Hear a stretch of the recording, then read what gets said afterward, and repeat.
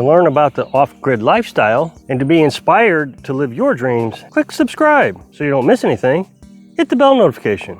Okay, so we're back at the tiny house build again today, and I think we're finally coming to the close of the big things that we have to have in order to move into the tiny house. We got the metal, we got the wood stove, we got the shower, we got running water now.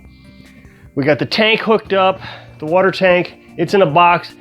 There's a lot of detail work to do, I get you on that. But those things we can work on while we're in here. Like Carolyn still wants to hang some trim up, I gotta hang a hatch door here, I got all the components that I can do that. But I can do that while we're in it. So my big concern is we got this big cold front coming from the Arctic. I read about it every day in the Google lineup on my app phone. It must be pretty serious. I don't know how cold that's gonna be, but I would rather be in here with this little wood stove than down there trying to feed that Franklin all night long. I mean, I don't think I get any sleep trying to feed it to keep it hot enough to warm the camper, but this one just takes a stick or two and you're burning out of here. So yesterday we got the bed mattress from Amazon. It's a 10-inch foam mattress. I don't know, it was really good reviews and I forget what it all was, but I had that kind of mattress before and it was really good on Carolyn's back. She really did well when we had that mattress. Today I'm supposed to get the bed frame. Maybe tomorrow I'll be putting that together simply because I got family showing up tomorrow. Pretty excited about that. First time I've had anybody on the property that I know. He's probably never gonna get a chance to come up here again. So before he gets here, maybe I can just do a little odds and end things.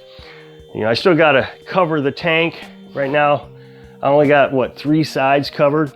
I still gotta do the top and the front. I got the wood for it, I just gotta paint it and cut it and cover it. I gotta cut a hole back here behind the wood stove so I can run ventilation and air intake into the stove. Behind the stove is an air intake. I just gotta hook this little metal piece up to it and out the wall. I got all the components of that, I just gotta do it. But I've been working a lot longer up here the last few days, trying to beat this storm that's coming. Normally I quit at 11 o'clock and here I've been working till 2, 3 o'clock. I think yesterday I worked till 4 o'clock.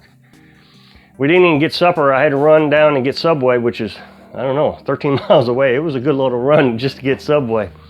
And we never do that. So today's big project is electric. So what we're gonna do is we're gonna hook metal boxes about 1 foot above the floor. According to Google, that's how far you're supposed to put it. Then we're gonna run the wire from the floor up, and we're gonna put a PVC pipe, this right here, underneath it so it covers the pipe up, and I'll get the wording. See, there's always wording on these pipes like that. I'll put that towards the wall so you can't see it.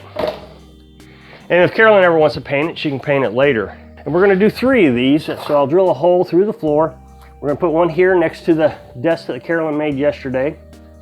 We're gonna put one behind the shower in the little closet area we got. And then we'll put one over here on this side of the window here, underneath, for Carolyn to be able to plug up her phone. We don't have a lot of electrical needs. Now, one of the things that I know I'm gonna get chewed out about is we're not gonna install a breaker box, at least right away. We're running our electric from the camper, which is where the inverter is, and the batteries, and the solar panels, and a lot of people keep telling me, gotta bring the solar panels up here. But we can't, it's just too shaded. We got oak trees hanging over us. So, our solar panels are way down there, next to the camper. And if you understand electric, it has to be down there. Everything has to be down there. The batteries, because running a lot of amps up here, which I would have to because it's DC, 12 volt, so you get 12 volts, lots of amps. Whereas if you run AC, you get 110 volts, fewer amps. Amps is what will burn up your wire. So I'm not gonna put a breaker box, and here's why. The inverter, the thing that inverts DC electricity, so electric from your battery, into AC electric, which is what you plug your appliances into. That is less than 10 amps. So it's 110 volts, less than 10 amps. Well, to buy a breaker, I think the smallest breaker you can buy is 15 amps. So the inverter will trip. If we ever use more than 10 amps, it will trip way before the breaker will. So I don't see the purpose in spending the money in a breaker box right now when it's absolutely useless to use. If we ever get a bigger inverter, which I plan to one of these days, so we can run the well, we may then have to put in a breaker box just for safety reasons. We could do a lot of overkill, which is a lot of the commenters think I need to do. Everything needs to be overkill. When you actually think about the logic of the things, overkilling it is just wasting money. Now today, I don't think I'm going to show you a lot of the detail work with electric. One is because I'm not a professional electrician. I've messed around with it, I've wired up my own house before, but I'm not a professional. And there are going to be a lot of people out there who are going to tell me, oh my goodness, you're doing it wrong, you're going to burn the house out, and you're going to kill Carolyn, and all the things that I've heard a zillion times before building this thing.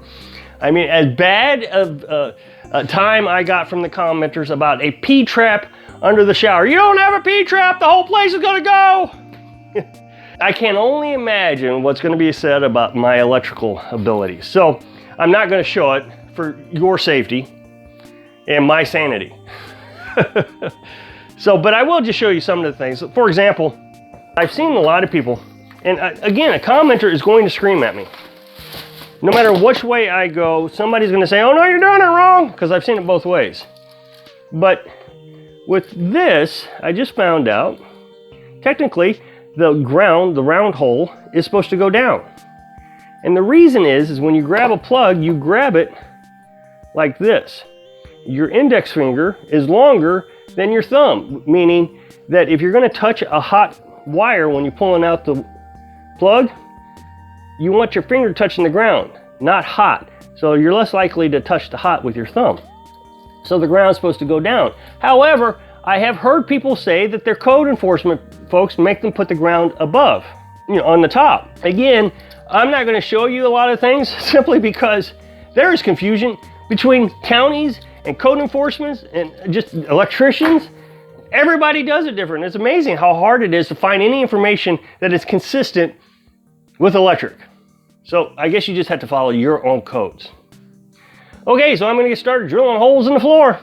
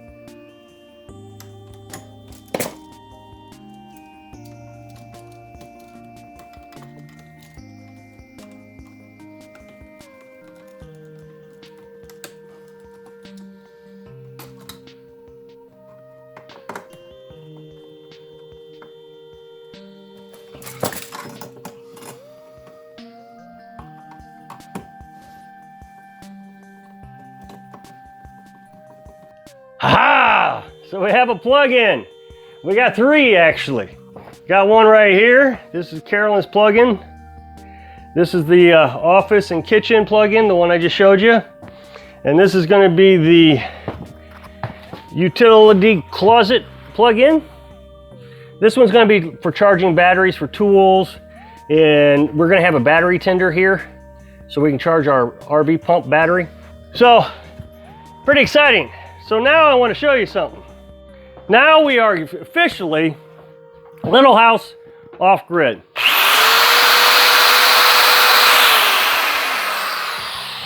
So I still have to bury the wire. And somebody asked me if I'm going to bury it to code and all that. No, I'm just going to dig a little trench. So here we have the cable right here running down to the camper.